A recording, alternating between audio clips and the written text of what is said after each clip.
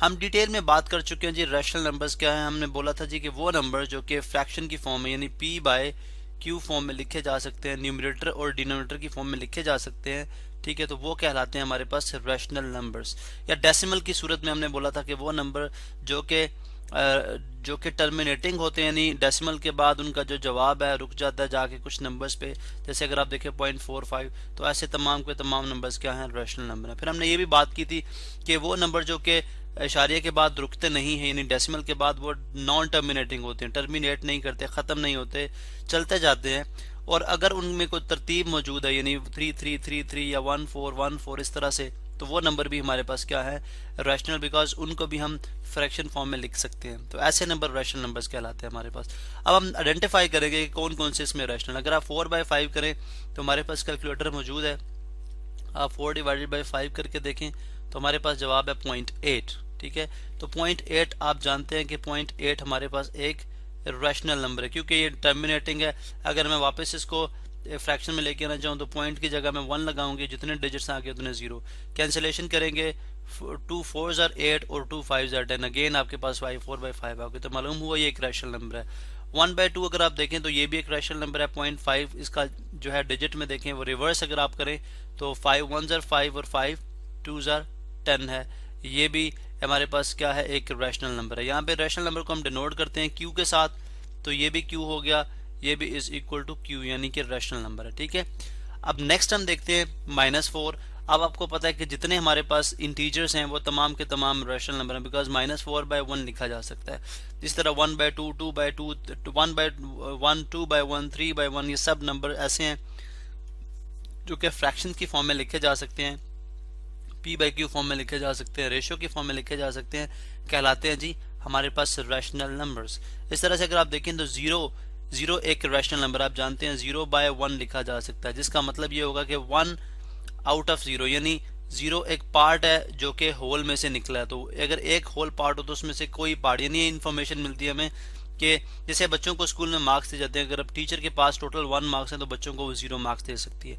लेकिन अब ये भी हमने बोला जी ये भी एक रैशनल नंबर है, इसके साथ भी मैं लिख देता हूँ ये एक रैशनल नंबर है, लेकिन हम यहाँ पे जो 1/0 है ये एक रैशनल नंबर नहीं है, ठीक है। उसकी रीजन क्या है कि ये इसको हम जनरली बोलते हैं कि इन्फिनिटी अनडिफाइंड नंबर है। अनडिफाइंड इस तरह से है कि ऐसा नहीं हो सकता कि एक टीचर है उसके पास एक नंबर भी नहीं है, उसके पास नंबर मौजूद नहीं, उसके बावजूद उसने जो है वो नंबर स्टूडेंट को दे दिए 1, तो 0 out of 1 like 1 out of 0 नहीं हो सकते, ठीक है।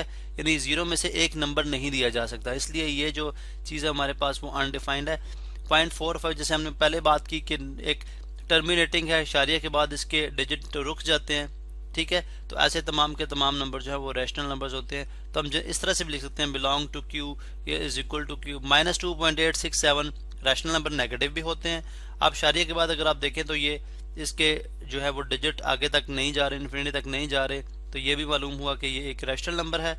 जबकि पाई को देखते हैं हम, जो कि अमूमन जाना जाता है जी कि हमारे पास एक रैशनल नंबर है, लेकिन जब हम उसकी वैल्यू एस्यूम करते हैं 22/7, ठीक है, तो वहाँ पे वो एक रैशनल के तौर पे आता है। लेकिन अगर डायरेक्टली आप पाई की वैल्यू, यहाँ पे हम कैलकुलेटर ले लेते हैं साइंटिफिक, ठीक है, या बल्कि हाँ साइंटिफिक कैलकुलेटर पे अगर हम देखें तो पाई की वैल्यू अगर हम यहाँ पे देखते हैं ये हमारे पास पाई है, ठीक है। इसकी अगर आप वैल्यू देखें तो 3.141592, कोई ऑर्डर तरतीब जो इसमें रिपीटिशन आ रही है, चले हम इसको इस तरफ लेके आते हैं। इसमें जो रिपीटिशन आ रही है अगर मैं यहाँ पे लिखूं इसकी वैल्यू तो आ जाएगी जी इज इक्वल टू 3.1, यहाँ पे हम शो करते हैं जी 14159 14159 एंड सो ऑन, ठीक है।